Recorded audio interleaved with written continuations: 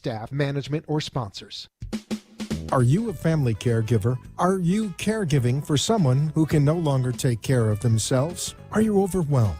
This is Caregiver Solutions Info with Marcia Teal. Marcia will be hosting an hour of true stories and information, tips and updates of the latest research and necessary information in the caregiving field, focusing on you, the family caregiver. An Alzheimer's disease and dementia care expert, Marcia has 15 years of hands-on experience at Arden Courts, a leader in assisted living dementia communities here in the U.S. Marcia covers everything you need to know as a family caregiver, especially if you care for a loved one with Alzheimer's disease or other related dementia or chronic illness. If you have a friend or relative that is also a family caregiver, call them now. They won't want to miss a minute. And let them know they can watch on caregiversolutions.info. And they can listen on WNN 1470 AM in South Florida or nationally on the iHeartRadio app.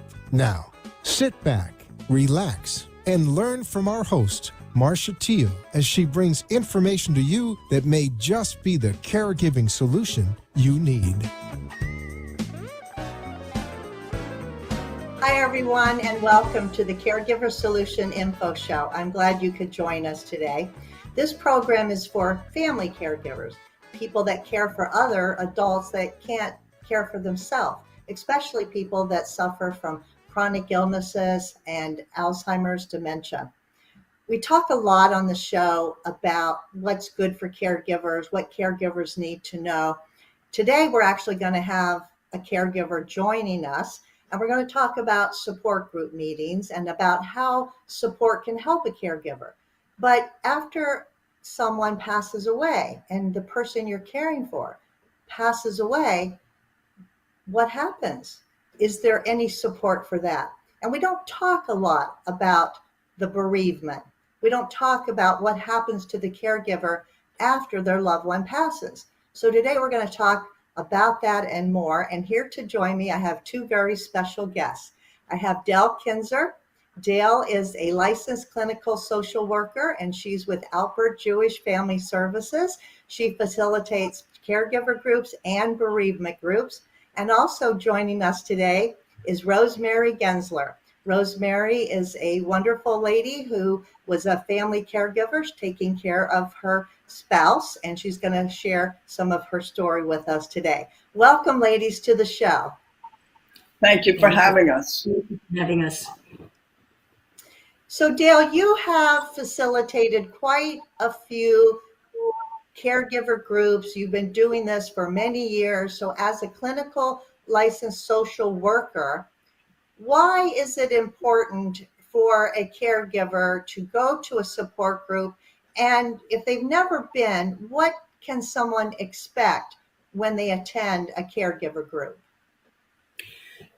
And as you stated, most of the people that come to a caregiver group are family members caring for a loved one who no longer can care for themselves.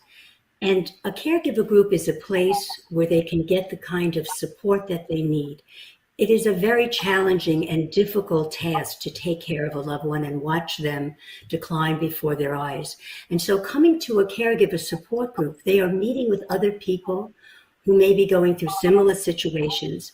And I believe that most of us, what we need more than anything is not only to be heard, but to be understood. And in the support group, they receive that understanding. For instance, someone in the group may present a difficult situation, and another member might say, you know, I had something similar to that, and this is what worked for me. And so it's important that they come and that they should expect to be able to share what their situation is in an atmosphere where it's safe and where they are not judged. I often tell people in my groups, I'm in the understanding business, not the judging business. And that's what I ask of everyone that's in the group, that we're here, we're here to understand one another. And it never ceases to amaze me, Marcia, how people are there for one another. So I think that a caregiver group really is an important place that those of you that are out there caring for a loved one, you don't have to do it all alone. There is a place where you can meet with other people and get that support and understanding that you deserve. Thank you, Dale. You did mention that caregivers get together in the groups and share their circumstances. What about sharing their feelings, and why is it important for caregivers to share their feelings? They absolutely do. And that's something that I encourage. And that's why it's so important for people to know that when they come into a caregiver group, everything is kept private and confidential. Anything that's said in the group stays in the group, because you want people to be able to come in and really share the feelings that they're going through. And why is it important? Well, feelings have a way, when we try to ignore them or distract ourselves, they have a way of coming back at us. And the only way we can really heal and go forward is to deal with our feelings.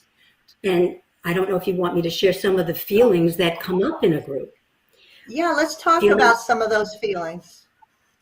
You know, they can feel overwhelmed because it's such a difficult task taking care of someone else. They can feel tremendous anger, you know, especially for people that are older, that expect the golden years, and it's not golden. And they're angry that their loved one is sick. And when a loved one's caregiver gets a diagnosis, let's say for Alzheimer's or other forms of dementia, the caregiver is getting that diagnosis too. Their life has changed as well. It impacts the whole family. So when they hold those feelings in and they don't share it, that energy has to go someplace. And it often goes to their own physical health or mental health. And so the more one can share their feelings and get it out and release it, the more they can help themselves. And they also help others all the time, because people connect to the feelings. So there are a lot of feelings that caregivers experience, and you mentioned a couple of them. One of them that I hear a lot from caregivers as they're caring for somebody else, they feel guilty.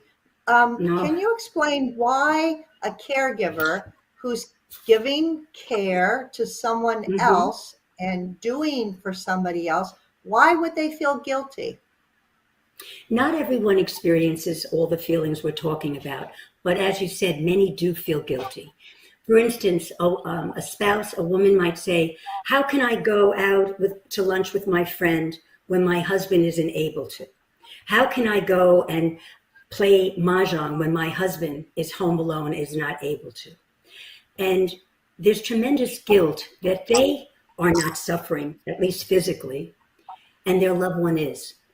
And they almost feel sometimes that it's a disloyalty to go and enjoy themselves.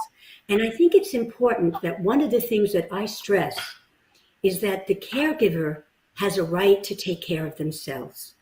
What people don't realize is that often many caregivers die before the very person they're caring for.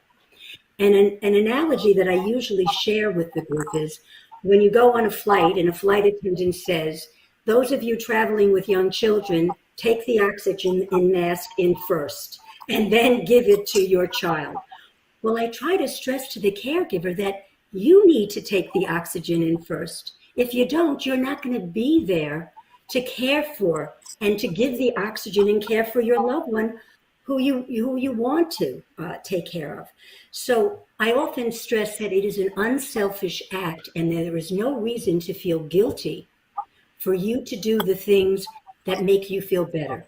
When someone can do the activities that re-energize them, they can come back to their caregiver situation and be more understanding and be more patient. But if they constantly are drained out of guilt and not taking care of themselves, they won't be able to cope as well with their loved ones. So everyone benefits when a caregiver takes care of themselves. Absolutely.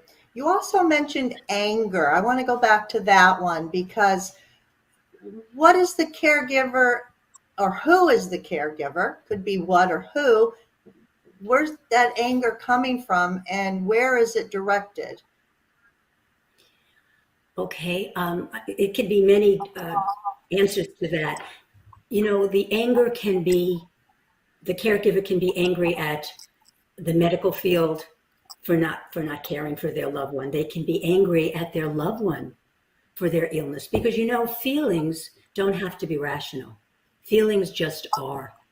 And often we acting on feelings that sometimes may be helpful, but other times it may not. But we always have a right to our feelings.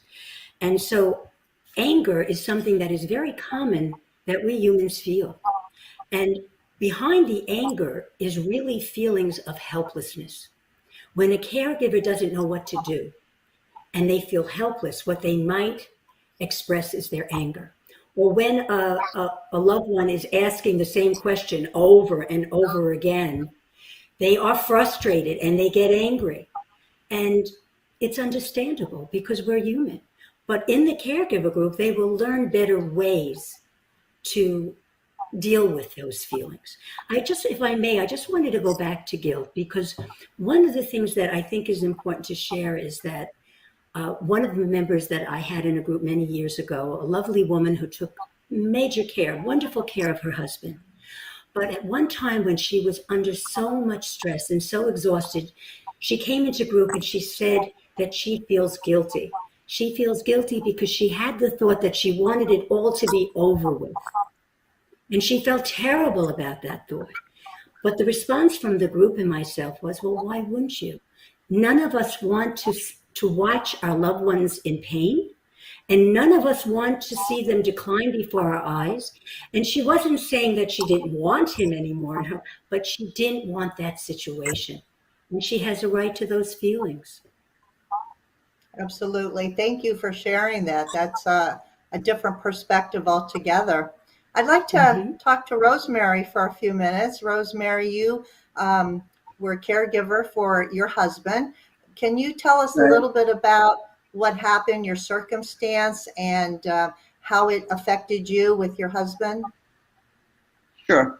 I noticed that my husband was slowing down. There was no question about it. And he was, instead of walking, he was shuffling, and I would tell him not to shuffle, to walk, and it just kept getting worse. And so my daughter and I we took him to a neurologist, and he was diagnosed with early dementia.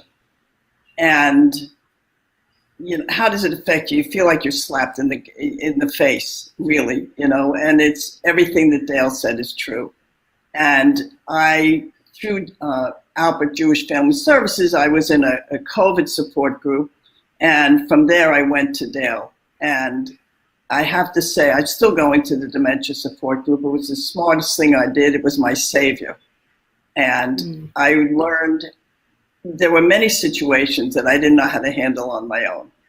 And I learned eventually from them that a lot of what I was concerned about and angry about, my husband repeating himself and not being able to do certain things, which I thought he should be able to do, it really wasn't his fault. And I think that's the biggest lesson a caregiver has to learn, is that it is not their fault. And once you can face that, then you can go on with doing your best as a caregiver. But if you can't accept it, then you're just going to keep hitting a brick wall. So you decided to join a caregiver group. Was that something that maybe your family or friends encouraged you to do? And were you open to that, or were you a little bit hesitant about it? And when you went, how did it help you? Well, my daughter really put me in touch with the family services first. And from there, when I would tell her something that I wanted to do, or should I do it? And the idea came up for the dementia support group. And I felt the first time I went to Dale's group, I felt a little bit intimidated because here these people knew each other. But I have to tell you, it is such a cohesive group. They are the most caring people. I had to tell them my husband died, which was not easy. They were wonderful. They still are. And it's really a place to go where not only do you get answers, you become friends, you find solace, you find comfort. And caregivers may not say it and they may not admit it, but they do need comfort. Absolutely. Yes, ma'am, they sure do.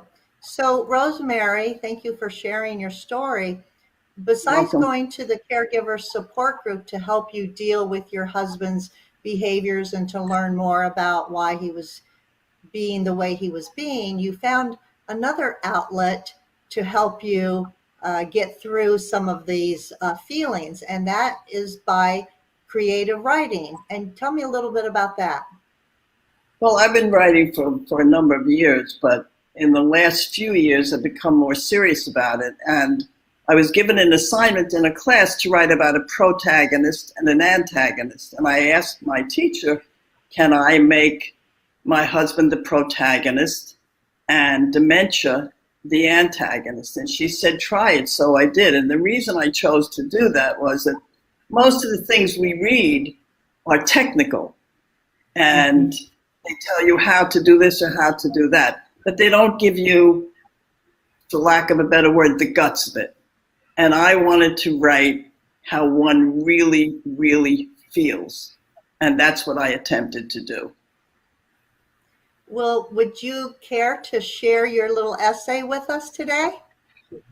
Sure, I'd be happy to. The protagonist is my husband. The protagonist, who am I? I used to know who I am. Today, well, I'm not so sure anymore. There are times my mind is clear and other times when I am completely and utterly confused. How did this happen? Why did it happen? The answer remains elusive. I loved my life until about 3 years ago. Once a poor boy growing up in Yonkers, New York, I became an established, well-known vascular surgeon on Long Island, New York.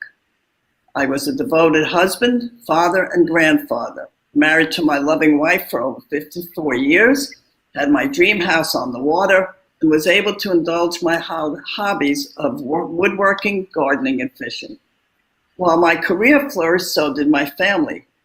I was proud of my 3 kids who excelled academically, and I enjoyed watching them participate in sports, extracurricular activities, and helping each other as well as their friends. All 3 of them are as beautiful inside as they are outside. Not that they didn't help me turn my hair gray or worry me. They did. It brought normalcy to my life, too. Before I knew it, life had changed. I'd grown older, reaching the time when I could retire. It was both a happy and sad time. How had it come upon me so fast? My wife and I decided to buy a place in Florida, dividing our time there and on Long Island. Until 3 years ago, it was ideal. We loved the back and forth until I decided I'd had enough. No longer able to navigate stairs, the Florida house on one level was the logical place to be, embarking on a new chapter in our lives. About 3 years ago, my wife and I noticed my memory was not quite as sharp. I began forgetting things, as well as having an increased body weakness. Over time, it got worse. A neurologist diagnosed me with mild cognitive impairment, a form of early dementia. Its progress is erratic. One day is good, the next day is not. I wish I could predict what will happen, but I can't. I don't know myself. My mind gets foggy. I want it clear, but at times cannot make it so. What will the future bring? I do not know. Maybe I will never know. The antagonist. I know who you are. What a life I lead. Choosing my victims is easy for me, hard for them. There is no rhyme nor reason to my methods. I come and go as I please, insidiously selecting whom I please when I please, invading their minds, sometimes mildly, other times fiercely. There are those who like to hide from me, but they cannot. I'm sorry. But they think if their minds are active, all will be well. I will tell you it is not so. It is purely the luck of the draw. The scientific world is still attempting to find an answer to my whys and wherefores. If one day it does, and many hope it will be so, I will be finished, totally done. In the meantime, approximately 3 years ago, I remember it so clearly, I decided to start my journey into his brain. He and his wife were on their way to dinner listening to opera. It happened to be their favorite aria from La Boheme, which always reduces her to tears.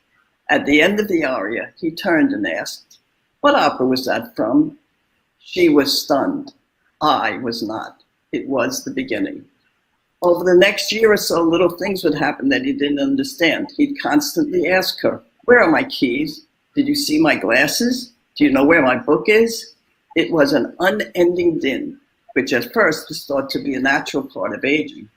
I took care of that. Soon, forgetting things combined with a decline in physical strength was more the norm than not. It became apparent he was on the decline. A neurologist tested him, informing the family he had mild cognitive impairment or early dementia, and it was assaulting his brain where it would remain. Yes, that's my doing, my work being recognized. Good. Traumatic? Definitely. Insidious? Yes. What will the future bring? Only I know for sure. Wow, Rosemary, thank you for sharing that. Again, the first part, you wrote both sides, of course, of that. And the first part was from your husband's perspective. And the second part was from the perspective of a persona of dementia, of an Alzheimer's or a dementia speaking to us about the disease and how that persona of the dementia affected a person, in this case, your husband. So that very well written, and thank you for sharing that. The feelings are very passionate and very personal, and very, very, very good job of explaining both sides of it. I really appreciate that. We are going to take a quick break, and we're going to be giving away a free book. So stay with us and get a pen and pencil ready and a piece of paper, and you'll want to write this down because it's a great book, and if you don't have it, you're going to want to get it. So we'll be right back. Stay with us.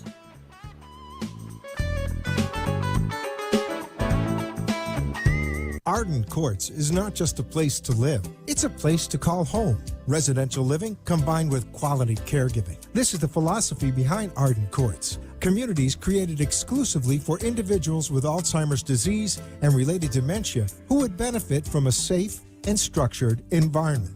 For additional information about any of the unique services Arden Courts provides, call 888-478-2410 to locate a community nearest you. Inquire about our educational seminars, resource library, or support groups, or simply feel free to ask questions you may have about Alzheimer's and related dementias. At Arden Courts, we know, we understand, and we can help because memory care is all we do. Remember, call 888-478-2410 for additional information about any of the unique services Arden Courts provides. You are listening to your host, Marcia Teal, an Alzheimer's disease and dementia care expert on caregiversolutions.info. If you have a question or wish to share a story, call into the show at 888-565-1470 and talk with Marcia. Now, back to Caregiver Solutions. At this time, I'd like to thank our national sponsor, Arden Courts Memory Care Community. Arden Courts is a leader when it comes to memory care for people suffering with different forms of memory loss, and they're also there for you, the family caregiver. Because you're listening to the show on the radio or watching it live stream on the Caregiver Solution website, we want to let you know that you can get this book, The 36-Hour Day, absolutely free. This is a wonderful resource for family caregivers talking about different forms of dementia, giving lots of information, tips, definitions. The book is wonderful to read. If you don't have this book, all you have to do is send an email with your name, address, and telephone number to delray@arden-courts.com. Tell them that you heard about the free offer of the 36-hour day on the Caregiver Solutions Info Show, and they'll be happy to send it right to your door. Again, that email address is delray, DELRAY, at Arden, ARDEN, -courts, COURTS.com. I am so happy to have my special guest with me today. Dale Kinzer, who is a licensed clinical social worker with Alpert Jewish Family Services, and also Rosemary Gensler, who was a caregiver for her husband who had dementia. And I wanted to say to you, Rosemary, I know he passed earlier this year. I wanted to say how sorry I am for your loss. I appreciate you both being on the program to share this important topic, because we're talking about caregivers and we're talking about caregivers getting support. But caregivers need support during the time they're caregiving, but also the time after their caregiving ends. And that's called bereavement support. Now, Dale, you also run bereavement support groups, bereavement programs for people who have lost a spouse or another loved one. And it doesn't have to be from dementia. It could be maybe they lost someone to cancer, right? Some other type of disease or ailment, because a caregiver is a caregiver no matter what the disease is. They're doing the same thing. They're going through the same emotions. So tell me why you have bereavement support groups and why it's important, Dale, for people to maybe go to those to experience something that they normally may not be able to go through if they weren't in a group. You know, it's an interesting thing, Marcia. The longer we live, the more losses we're going to experience. And yet grief is something that so many people are not educated about and don't really know all that grief entails. And I think what Rosemary said earlier, you know, a lot of the books out there don't really discuss all the feelings that one has. I think it's important, and what a bereavement group offers is, for example, I run a group for the loss of a spouse or a significant other life partner, that type of relationship. And what they are able to gain is at a time when they are so vulnerable and in so much pain, they can be with other people that can, again, understand what they're going through, because they're going through it too. And the way we set up the group is that people come in within the same time frame of their loss. And I can control the size so that they can open up and share in a group, in an intimate group where they can feel safe to do so. And what is so important is that, unfortunately, because a lot of people out there are uneducated about grief, they don't always have an avenue to really talk about what's really going on. Let me give you an example. I may ask in groups, so when someone asks me, how are you? They ask the spouse, the widow, and she'll say, oh, I'm fine. Do they really want to know how I'm feeling? And I often say to them, you know, you always have a right to pick and choose who you want to share with. But when you answer the question, I'm fine, like this grief business is so easy, when it's not, we're not really educating them. And so what we come up with is a more honest and truthful answer, is that when they are asked that, they're told, I'm doing the best I can. Because the truth is, at that moment in time, they're doing the best they can. But it's often so difficult, because at the time, as I said, that they're most vulnerable, their life is turned upside down. And for Rosemary, who had the caregiver support group, it was important for her to go into a group where she could be with other people who knew what it was like to walk into an empty house, to live in a couple's world and no longer be a we, and have to make decisions as an I all the time. And to explain how sometimes people just don't understand what someone is going through because they haven't gone through it. And so when they come into a group, these people are going through it.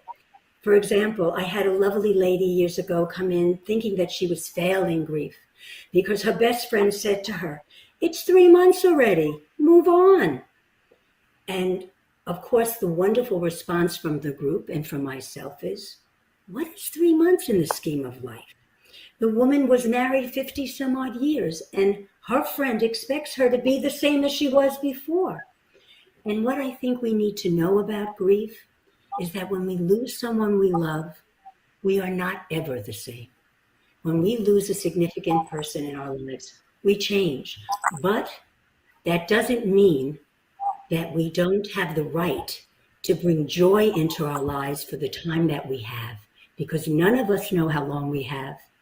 And so part of that reason to come into a bereavement group is to have a safe place to share so you can heal and you can once again start feeling joy into your life and re-engage in life again.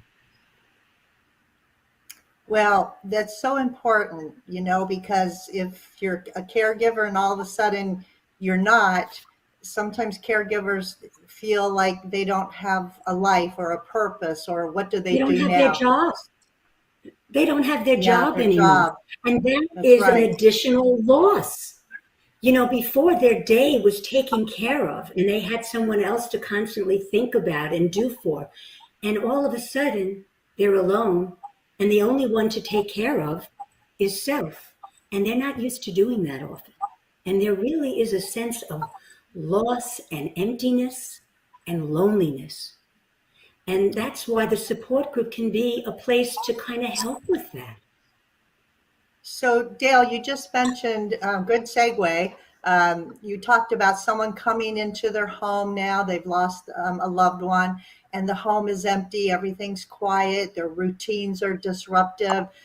They don't have that partner to communicate with. They don't have that daily companion. Even if the person Mhm. had declined, they were still there. They were They were still a still there. companion. They were still somebody there with me. And all of a sudden, everything is changed, like you said.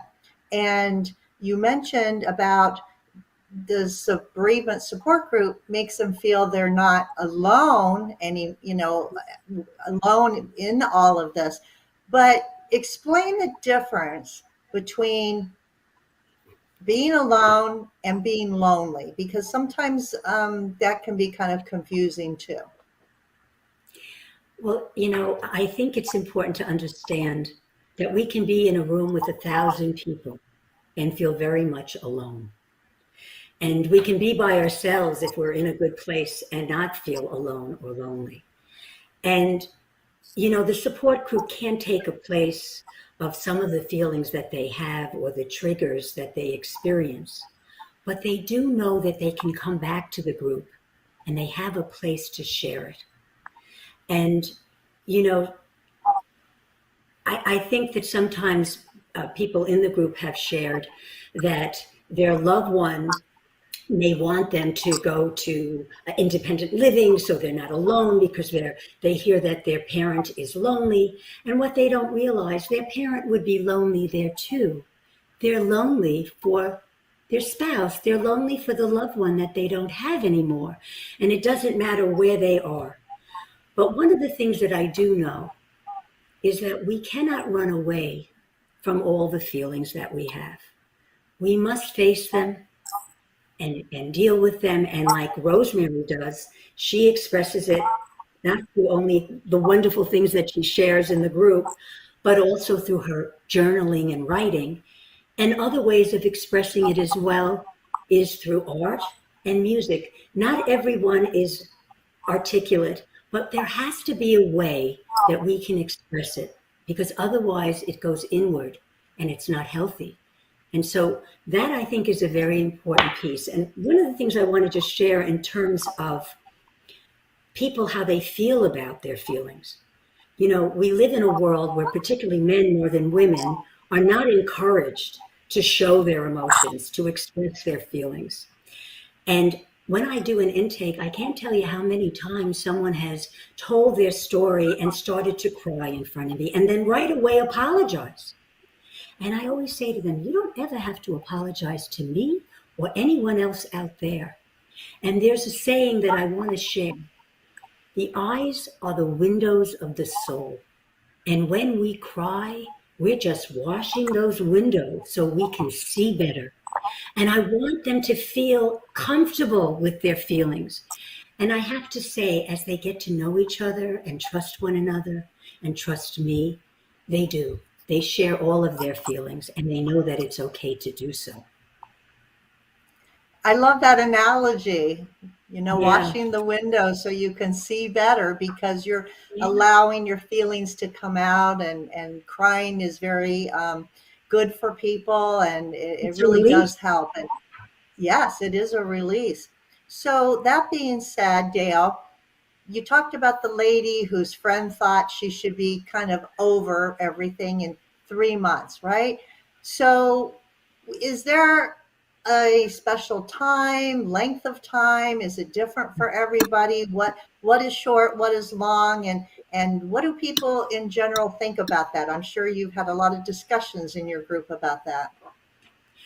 You know, unlike child development, where we say someone should walk by, a child should walk by a certain time and talk by a certain time, I don't believe in putting pressure on saying, oh, you as a widow should be in this place. I think it's important for people to understand that grief is a very unique experience, like a fingerprint or a snowflake. It's a unique experience, and they need to go through that process in their own time and in their own way. Now, there are situations which we may call complicated grief, and often people that may have a predisposition that have mental health issues may have more difficulty with grief, and that means that they aren't able to connect with anyone, they can't engage in any activity, and they can't think of anything but the loss. But the people that are coming into the bereavement groups that I'm running are coming in because they want to connect and they want to feel better and they want to know how to go forward and re-engage in life. And so I think it's really important to understand that there is no set time, that we go through it in our own time, and that sometimes some people may move faster than others. And that depends often on their coping skills that they've gotten through living, and also the kind of relationship they had with the loved one that died. And that is unique. So even though widow and widowers come into a group, their situation is still unique to them, and that has to be respected. So I can't really give you to say, oh, this is okay by this time or not. But I do think that when you allow them to go through it and not judge themselves, they can do it easier and with less pain. Yeah, no one really has, the right to judge anybody's journey, whether it's caregiving, whether it's bereavement, or whether it's anything else in life, right? We're not to judge. We don't know what others are feeling and going through. And, a smile walking down the street, giving to somebody could make their day because you don't know what they're going through. So we really aren't in that position. That being said, I was told of a lady who was married over 50 years. She cared for her husband. He died of a heart attack. And he was disabled after that, and she cared for him. And when he died, she spent a couple years grieving, trying to heal herself, go through all of this. She thought she was ready to move on, and she met a nice gentleman, and her story goes that she liked him, but when he made an offer to give her a kiss, she kind of panicked and kind of flailed back, and all of a sudden all these feelings started coming up in her again, and she was afraid, and she felt guilty, and all these feelings. And so to your point, when you said feelings don't really go away, that they're always with us, this is I think an example of this lady who wanted to move on, but she wasn't ready, for herself, right? And so the question is, does the pain ever go away? How do people process that? Okay. As I said earlier, when we lose a significant person in our lives, we're not ever the same. And if anyone says to you that you'll feel like you did before the loss, then they really don't know what grief is about. Does the pain go away? Well, I hand out in the group something called a grief loop, and it's loops, and they get smaller and smaller as time goes on. And what's interesting is that when I ask them, what do you see? They'll often say, well, I see these small loops and it's going on, but they never get the one very important point that I think really is an important message, that even when we have a trigger and even when we feel pain, we don't go back to where we started. It may feel like that at the time.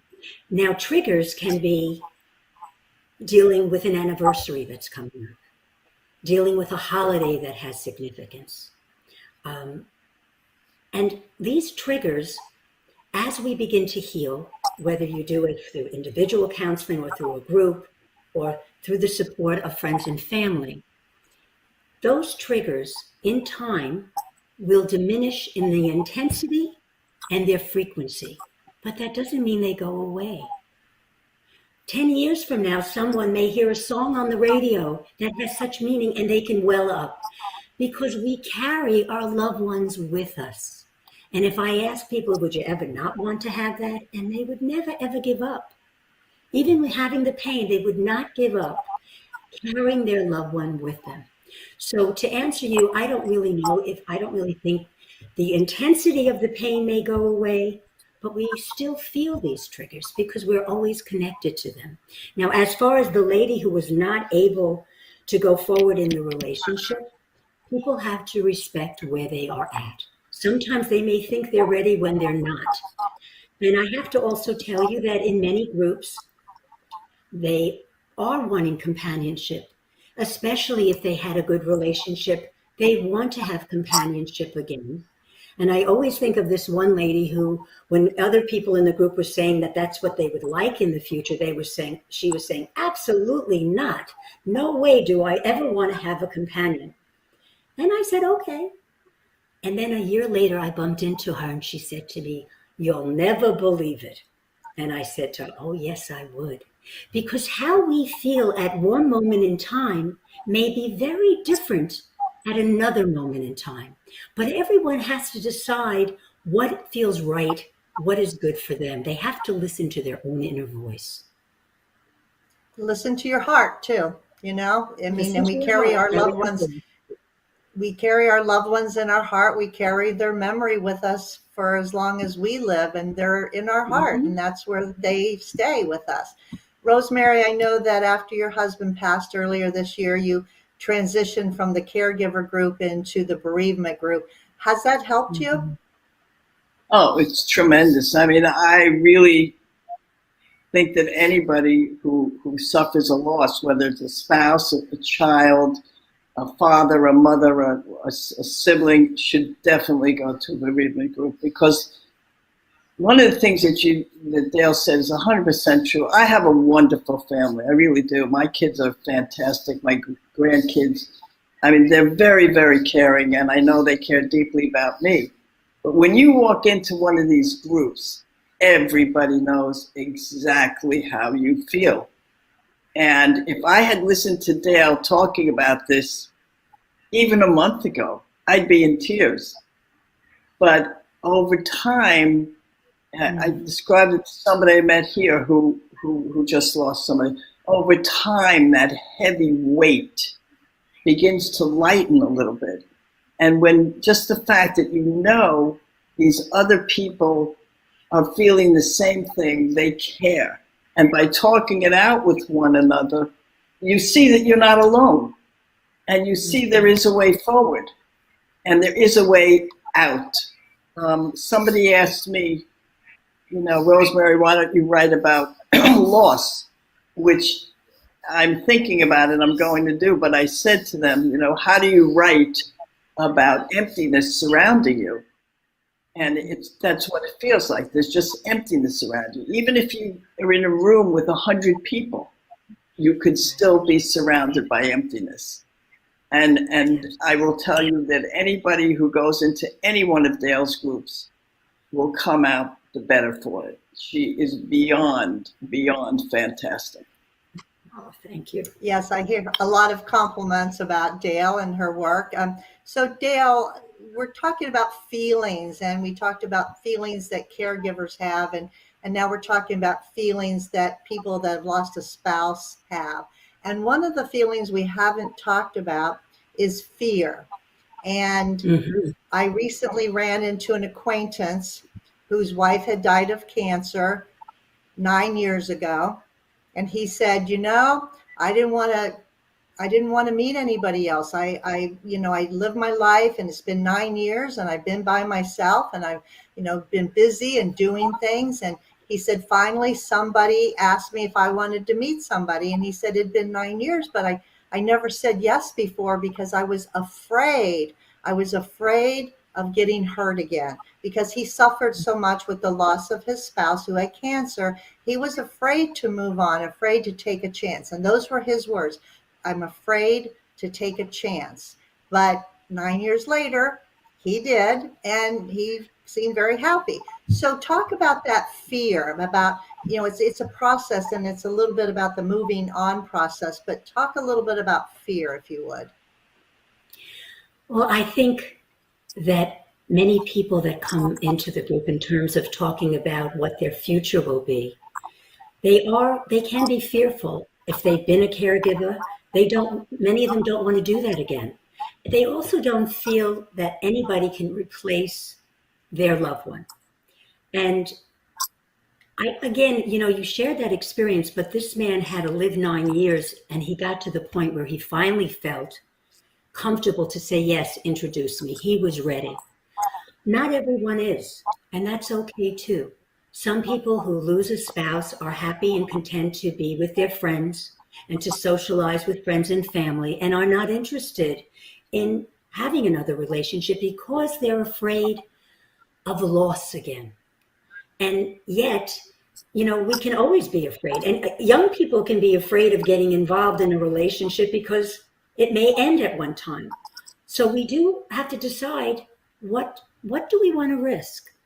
And, I think of this one widow who came to my group and was widowed 3 times.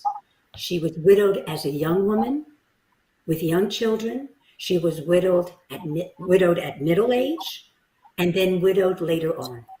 And she was a caregiver in one situation. She was also had a sudden loss in another situation. And she shared there was no better way to lose someone. They were both difficult. But she didn't regret risking the relationship. She said each man was wonderful to her and gave her what she needed at that point in time. But she had to take the risk. And that's something that each person has to decide for themselves. What do they want? Because what they have to gain is another loving relationship. But it does come along with the possibility of losing someone again. But you have to weigh, how much do you want that loving relationship? Oh, Dale, you gave me goosebumps on that one. Yeah.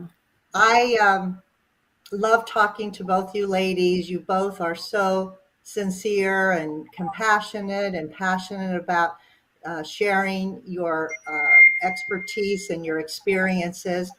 Dale, if somebody would like to contact you specifically, we're here in South Florida in Palm Beach County. Could they do that if they have a question for you, and how could they do that? Of course. They can call my voicemail, which is 561-238-0236, and leave a message for me, and I pride myself in getting back to them as soon as I can. We are Zooming right now because of COVID. We're not meeting in person, but anyone who is in the state of Florida, where I am licensed, can also attend our group if they feel that they need a caregiver support group or a bereavement group. All they need to do is contact me, and I will be more than glad to go over answer any questions they may have. Can you give that phone number again, please? Sure. It's 561-238-0236. Just leave a message with your name and make sure to leave your telephone number so that I can get back to you. And if someone is not in the state of Florida, because we're worldwide on the web, on the internet, how would someone go about finding a support group or a bereavement group if they're in another state? Well, they can, of course, go online and look for support groups in their area. In the past, before COVID, many hospitals conducted caregiver groups and bereavement groups. I don't know if they're still able to do that now because of our present situation. Also, hospice provides bereavement groups as well. A lot of community centers, Catholic Charities, as you know, Jewish Family Services provide these groups. So they can also call those centers and those places and find out. And if some place doesn't provide that service, they may be able to refer you to someone locally that does. Very good. Very good advice. Well, last word of advice, Dale, for any caregivers you'd like to share before we have to close? I think the most important thing that I really want to stress is for caregivers to know to take care of themselves, to be able to balance caring for their loved one if they are doing so, as well as caring for themselves. That it is important to know that you have a right to enjoy and to balance this really difficult job, because so often caregivers don't believe that they should be enjoying. Just like widows sometimes have a hard time allowing themselves to move forward and enjoy life. But if I can just stress this one point, as long as we all are on this side of the world, we have a responsibility and a right to bring as much joy into our lives as we can for the time that we have. Amen to that. Well, I want to thank both you ladies so much for coming on to the show today. It was just so wonderful to have you and to listen to you, and to be well and stay well. Thank you so much, Dale. Thank you, Rosemary. Thank you for having us. Been a pleasure. I want to let everybody know, too, that last week we had with us in our studio, last week's show, we had Linda Burhans, and she talked about caregiving, and she mentioned a conference that was coming up. And I want to let you all know that there's still time to sign up for that conference. It's called the Connecting Caregivers Virtual Conference. Is going to be November 2nd, 3rd, and 4th, 2021. It's hosted by Linda Burhans, the girl who cares for the caregivers through hope and light and lessons learned. And if you would like to sign up for this virtual caregiver conference, I would highly recommend it. There's going to be 3 days of all kinds of wonderful speakers on lots of different topics. How to register? Go to connectingcaregiversconference.com. That's all you have to do. Connecting Caregivers Conference, all together.com, and you can register for the conference. Even if you can only attend 1 or 2 days or 1 day, once you register, you will have access to all 3 days worth of seminars and teaching. So it's a really, really good way for caregivers to get connected and learn a lot more. And so I encourage everybody to do that. Also, I want to encourage you to get your copy of the 36-Hour Day Book. It is a great resource. Send an email to delray@arden-courts.com with your name, address, telephone number, and get that book in your hands or in the hands of someone that you may know that doesn't have the book, because it really could help them navigate the journey of caregiving a little bit better. And call Dale and get some more information about what she's doing with her support groups. And Rosemary, thank you again for sharing. I know that you're helping caregivers every day with your experiences, so I applaud you for that. So I thank everybody for coming today. Thanks for joining online or on the iHeartRadio app or on Southeast Florida AM and FM radio stations. Be sure to be with us next week, every Tuesday at 6:00 p.m. when we share another wonderful group and another wonderful stories and help and expertise from a person that is going to help you, whether they're a caregiver who have walked in your shoes or a professional expert in their particular field. It's all good and it's all necessary, and we encourage you. So thank you all for joining us today. I hope to see you next week. In the meantime, take care of yourself and have a good evening. Good night. Good night.